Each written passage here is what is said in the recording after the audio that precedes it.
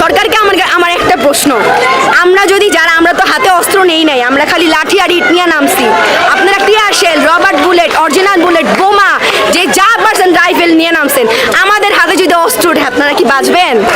একটা 4 কোটি রাজাকারের হাতে যদি অস্ত্র ওঠে আপনারা কি থাকতে পারবেন? আপনারা মাঠে আসতে পারবেন? এটাই আপনার কাছে প্রশ্ন। আমরা অস্ত্র ধরি না, যে হাতে কলম ধরি সে হাতে অস্ত্র ধরতে আমরা দুইবার চিন্তা করি। আপনাদের মতো অমানিক হলে তো আমরা দেশ তো এইভাবেই চলে যাবে ভাই। বেশি চোখের সামনে এত দুর্ঘটনা দেখেছেন, আপনি আজকে রাজপথে আছেন, আপনার কি ভয় লাগে না?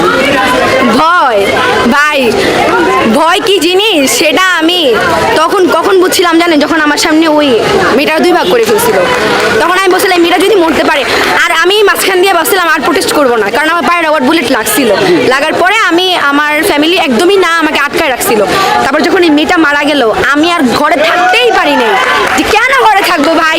আজকে যদি আমার বোনটাও তো রাস্তায় খেলে, আমার ছোট বোন 2 বছরের বোন রাস্তায় খেলে, আমার অনেক আদরের বোন, ও যদি আজকে উপরে থেকে একটা হেলিকপ্টার দিয়ে গুলি খায়, আমি বসে থাকবো ঘরে? অবশ্য ওকে মারা লাগিয়ে আমাকে নামতে হবে যাতে ও বেঁচে থাকে। আম্মুকে বলে আসছে, আম্মু আজকে যদি আমি না ফিরি তাহলে তুমি অবশ্যই আমার জন্য দোয়া করবা, যেন তোমার মেয়ে মানে ততক্ষণ পর্যন্ত আমাকে না ওঠে রাস্তা থেকে, যতক্ষণ পর্যন্ত না আমার দেশটা স্বাধীন হয়, আমার দেশটা আবার নতুন করে এটা কোনো স্বাধীন বাংলাদেশ না ভাই, যে দেশে শিক্ষককে রিমান্ডে নেওয়া হয়, যেতে 17 বছরের ছেলেকে রিমান্ডে নেওয়া হয়। বাংলাদেশের জার্সি পরে ছেলেটা রিমান্ডে ছিল, ছেলেটা পিঠ দেখছেন, একটা বৃদ্ধ পিঠ পুরা মেরে রিমান্ডে নেওয়া মানে কি মারা? উচ্চ আদালত তো বলেন, ক্যান্সেল করে দিয়েছে। উচ্চ আদালতে এটাও বলেছিল, শোনেন এটাও বলা হয়েছিল যে কোনো মানুষের একটা নাগরিকের সম্পূর্ণ অধিকার আছে তার পার্সোনাল ফোন কাউকে না দেখানো। আমরা যখন কোথাও যাই আমাকে বলে বা ফোন দেখাও, কেন? আমি একটা মেয়ে মানুষ, আমার ফোনে অনেক পার্সোনাল জিনিস থাকতে পারে। আমি কেন আপনাকে, ছেলে মানুষ, আপনি মেয়ে মানুষ, আমি চিনিও না আপনাকে, আমি কেন আপনাকে আমার ফোন দেখাবো? আমার পার্সোনাল কিছু থাকতেই পারে। আজকে আমাকে চেক করে, আমার বডি চেক করে, আমার ব্যাগ চেক করে, কেন পার্সোনাল কিছু থাকতে পারে না? আমার দেশে আমি যে মাটিতে জন্মাইছি, স্বাধীন বাংলায় জন্মায়, আমি কি আমার মতো আমার ফোন, আমার ব্যাগ নিয়েও চলতে পারবো না? আমার এই জবাবটা দিতে পারবে সরকার আমাকে? আর সবচেয়ে বড় কথা, আমাদের কিভাবে ভয় দেখায় এখন, কি করে আমরা যখন 5-6টা ছেলে মেয়ে একসাথে থাকি, এরকম ভাবে একটু দেখাই, এরকম ভাবে পুলিশ এসে বলে এই চলো তো, এই সাইডে চলে গিয়ে দেখি ও মা সাইডে গাড়ি ঘোড়া নিয়ে গেছে। মানে জানেন, কালকে তো আপনারা ছিলেন, কালকে ভাইয়া ছিল, কালকে পুলিশ গাড়ি বের করছিল না, ওদের তোলার জন্য গাড়ি বের করছিল না পুলিশ। তারপর যখন দেখছে মিডিয়া ভরে গেছে, স্টুডেন্টের সংখ্যা বাড়তেছে, তখন পুলিশটা আস্তে করে যেদিকে যাওয়ার কথা ছিল সেদিকে না গিয়ে অন্যদিকে চলে গেছে। পুলিশের গাড়িতে এমনি আসে না স্টুডেন্ট নামানো ছাড়া। ভাই ওদের ফিউচারটা ভাব, চরিত্র দাগ লেগেই গেছে। মানুষ কিন্তু এটা দেখবে না, শোনেন, মানুষ কিন্তু এটা দেখবে না ভাই যে ও কি জন্য গ্রেফতার হয়েছে, মানুষ দেখবে ও একবার জেলে গেছে।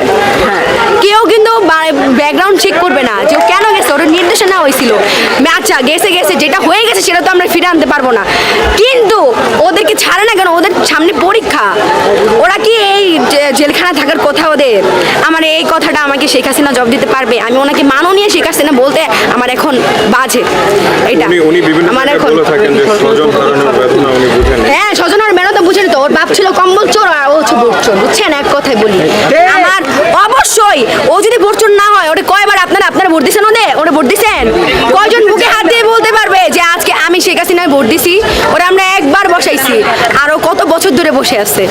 আচ্ছা ওর কি একটু ইগোতে লাগে না ভাই? এত মানুষ, আমি ওর হাঁটুর সমান বয়সের হয়তো হবো, আমি বলতেছি এত মানুষ ওরা চায় না, ও তাও নির্লজ্জের মতো ওইখানেই বসে আছে। আমার এই ইন্টারভিউটা দেখার পর হয়তো ও হয়তো আমারও গুম করে দিবে, কারণ ওর কোনো বিশ্বাস নেই। ওর পুরো ফ্যামিলি হচ্ছে একজন ব্রিটিশ, একজন আমেরিকান, একজন খ্রিস্টান, বলতে পারবে ওর কোনো বাঙালির সাথে সম্পর্ক। ও কি বলে, দেশটা আমার বাবা স্বাধীন করছে। আরে তোর বাপ তো স্বাধীন হওয়ার আগেই মরে গেছে, ওর তো আগেই রাজাকারা মেরা লাগছে। 9 মাস তো আমরা স্বাধীন করলাম। আমার বাপ মা, হ্যাঁ ঠিক আছে, আমার বাপ মা কোনো মুক্তিযোদ্ধা না, আমার দাদা মুক্তিযোদ্ধা, আমার চাচাতো দাদা। যেভাবেই মারা যাক, আমার কথা শুনেন, কথা হইতেছে যে ওর বাবা যদি স্বাধীন করতো, ও যে আর কেউ স্বাধীন করে নাই, ও যে বলে ওর দেশ, আর যারা স্বাধীন করছে তারাও তো বলে দেশটা সবার ভাই, দেশটা কারো বাপের না। অবশ্যই না। আপনি কথাটা শুনতেছেন না, আমার 2 বছরের একটা ছোট বোন আছে, ছোট বোন, ও রাস্তায় খেলা করে, আর ওই মেয়েটা তো বারান্দায় থাইকা ওর মাথায় গুলি লাগছে, চোখে গুলি লাগছে। আমার বোন তো রাস্তায় খেলা করে, আমার বাসার ছাদের উপরে থেকে মুহূর্তে 10-12টা করে হেলিকপ্টার যায়।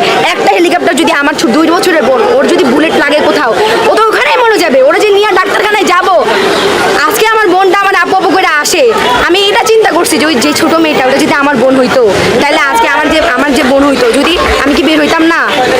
বলেন, আমি কালকে একটা ভাইয়াকে দেখলাম, ভাইয়া কাঁদতে কাঁদতে বলতেছে যে আমার ভাই মারা গেছে আপু, আমি ভাইয়ের জন্য শোক পালন না করে প্রোটেস্টে আসছি। একজনের ওয়াইফ মারা গেছে চট্টগ্রামে, নাম যেন কি কায়েম না ভাইয়াটার নাম কায়েম, ওয়াইফ মারা গেছে গুলি লাইগা। সে মেন্টালি কি পরিমাণ ভাবেন, উনি চাইল্ডহুড রিলেশন করে বিয়ে করছে উনি, আর ওনার ওয়াইফ গুলি রেখে চট্টগ্রাম মারা গেছে।